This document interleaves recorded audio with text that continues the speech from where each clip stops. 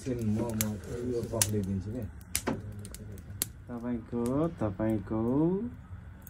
यो आगो चाहिँ सर्लक्क आएर यहाँभित्र पस्दो रहेछ अनि सर्लक्क उ त्यो रिङ लगायो माथि अनि बारबिक्यु गर्दै खाने रहेछ क्या यो हाम्रो आगो बलिरहेछ यहाँनिर अब यसको सिस्टम चाहिँ टट्ट यहाँ यसरी हाल्ने रहेछ यो ढङ भयो लक सिस्टम छ तिनतिर रहेछ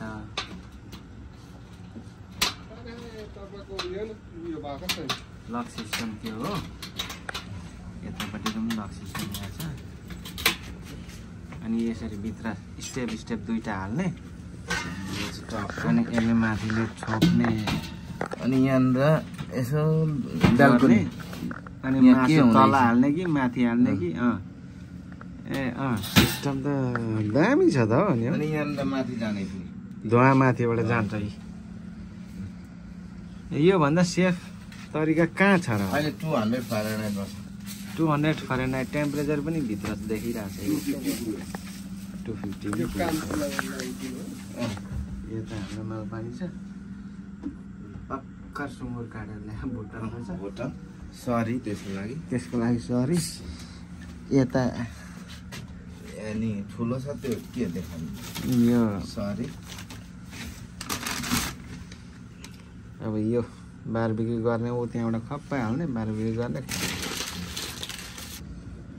यहाँ चाहिँ भेन्टिलेटर सिस्टम रहेछ ठक्क यसरी खोल्ने यता पनि टक्क भेन्टिलेटर सिस्टम यहाँ खोल्ने यहाँ खोलेपछि यता पाक्ने क्या अब सारा आगो के मजाले दन्किरहेछ ल हालौँ मासु यो सोल्टीको पकाएको दामी भयो मासुको पिसमा अघि यस्तो पोलेर खानु थियो भने कसकोमा आएको आज म सोल्टीको घरमा कुन चाहिँ सोल्टी हो मेरै सोल्टी नि कसको घरमा तेरो जेठानी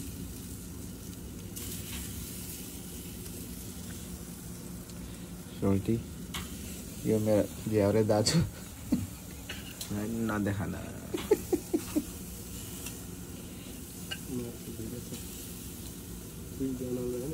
सोया सस पनि हालेको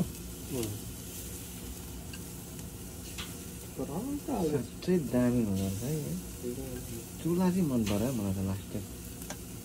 अब हेर्न यस्तो दामी हुन्छ यो पिस गरेर हाल्नु